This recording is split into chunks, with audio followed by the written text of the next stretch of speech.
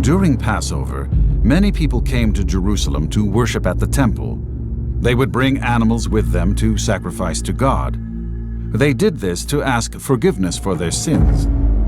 Some of the temple officials were dishonest and greedy and saw a great business opportunity. They decided to start selling animals and many other things so they could make a lot of money. The temple became more like a flea market than a house of God. Jesus also celebrated the Passover and went to the temple with his disciples. When he saw how people were turning God's house into a marketplace, he became very angry and sad.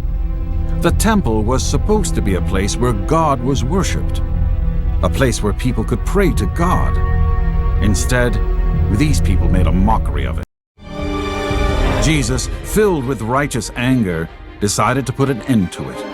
He made himself a short whip, perfect for driving stubborn animals, and went inside to clear out all the animals and shopkeepers.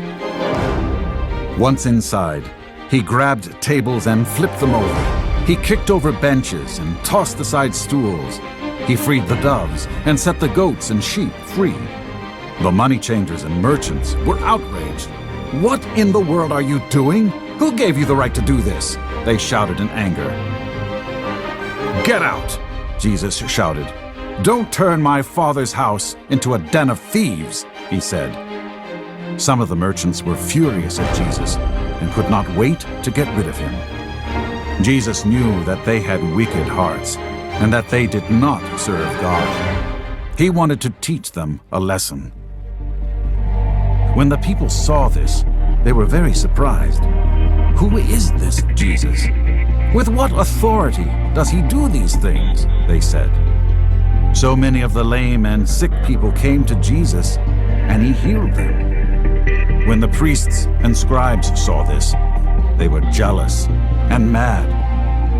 Jesus was not afraid of them. He continued to do God's work, telling people about God's love and doing many miracles.